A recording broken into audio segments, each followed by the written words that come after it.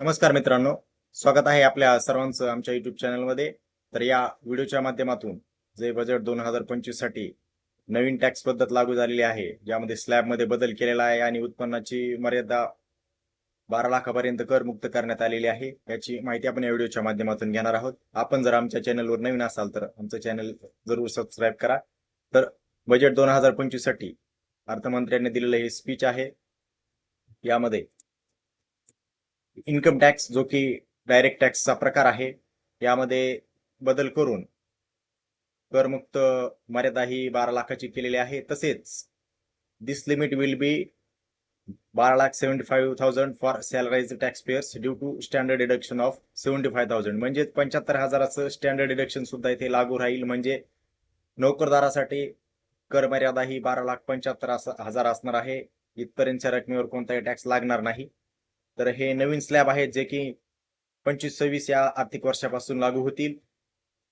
याची माहिती आपण कंपॅरिझन सध्याच्या न्यूरिझम आणि 25-26च्या न्यूरिझमचं माहिती यातून घेणार आहोत. तर सध्या 24-25 साठी 7.75 लाख पर्यंत कोणताही टॅक्स नाही. यामध्ये 3 लाखापर्यंतचा स्लॅब हा नीलचा होता. 3 ते 7 लाखापर्यंत 5% टॅक्स होता, परंतु इथे रिपीट दिलं जात होतं 7 लाखावरती. म्हणजे 7 लाखापर्यंत कोणताही टॅक्स नव्हता आणि तिथून पुढे 75,000चं स्टँडर्ड डिडक्शन होतं. म्हणजे 7.75 लाख टॅक्स मुक्त होता. त्यानंतर पुढे 7 ते 10 लाखापर्यंत 10% टॅक्स होता आणि 10 ते 12 लाखाला 15% टॅक्स होता. 12 ते 15 मध्ये 20% आणि 15 लाखाच्या वरती 30% टॅक्स होता. सध्या 12 लाख उत्पन्न असणाराला सध्याच्या न्यूरिझम मध्ये किती टॅक्स बसत होता याची माहिती आपण घेऊ. तर 3 लाखापर्यंत 0 होता. 3 ते 7 लाखापर्यंत 5%च्या हिशोबाने 20,000. त्यानंतर 7 ते 10 साठी 10%ने 30,000. 10 ते 12 साठी 15%ने 30,000 रुपये, असा एकूण 80,000 रुपयाचा टॅक्स सध्या 12 लाख उत्पन्न असणाऱ्याला बसत होता.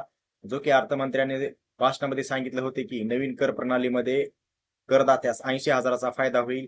हेच ते 80,000 आहेत जे जुन्या पद्धतीमध्ये म्हणजे सध्या असलेल्या न्यूरिझम मध्ये बसत होते. आता न्यूरिझम जे की 25-26 आर्थिक वर्षासाठी लागू असेल त्याची माहिती आपण घेणार आहोत. यामध्ये 4 लाखापर्यंतचा स्लॅब हा नील असेल. इथपर्यंत कोणताही टॅक्स नसणार आहे. त्यानंतर 4 ते 8 साठी 5% आहे जो की 20,000 असणार आहे. 8 ते 12 साठी 10% असणार आहे जो की 40,000 असणार आहे. आणि 12 ते 16 साठी 15%, 16 ते 20 साठी 20% आणि 20 ते 24 25%. आणि 15 लाखाच्या वरती 24 लाखाच्या वरती 30% टॅक्स असणार आहे. तर आपण इथे म्हणत असाल की इथे 5%, 10% दिलेला आहे, याचा 60,000 रुपये टॅक्स 12 लाखापर्यंत होतो. परंतु ह्या 60,000ची इथे सूट म्हणजेच रिबीट दिलं जाणार आहे आणि 12 लाखापर्यंत कोणताही टॅक्स असणार नाही. आणि जे नोकरदार आहेत, सॅलराइज्ड एम्प्लॉई आहेत, यांच्यासाठी स्टँडर्ड डिडक्शन 75,000 सुद्धा लागू राहणार आहे. म्हणजे नोकरदारासाठी कर मर्यादा ही 12.75 लाखापर्यंत करमुक्त असणार आहे. 12.75 लाखापर्यंत कोणताही कर येथे नोकरदारासाठी बसणार नाही. हे स्टँडर्ड डिडक्शन फक्त नोकरदारासाठीच लागू आहे. व्यावसायिकासाठी हे स्टँडर्ड डिडक्शन लागू होत नाही. त्यामुळे नवीन कर प्रणालीमध्ये 12.75 लाखाची मर्यादा ही करमुक्त असणार आहे. आणि जुन्या कर प्रणालीमध्ये जे चालू आर्थिक वर्षात आपण इन्कम टॅक्स भरणार आहोत त्याचा असेसमेंट इयर 25-26 असेल, पण फायनान्शियल इयर 24-25 असेल, यासाठी 7.75 लाखची मर्यादा आहे. पुढच्या आर्थिक वर्षापासून म्हणजे 25-26 पासून ही नवीन कर मर्यादा लागू होईल. या संदर्भात आणखी काही प्रश्न असतील तर आपण कमेंट बॉक्समध्ये जरूर कळवू शकता. तसेच यामध्ये आणखीन NPS 14%ची सूट सुद्धा आहे. त्या बाबतीत सविस्तर कॅल्क्युलेशन व्हिडिओ लवकरच आमच्या चॅनलवर प्रसिद्ध केला जाईल. आपण जर आमच्या चॅनलवर नवीन असाल तर चॅनलला सबस्क्राईब जरूर करा. धन्यवाद.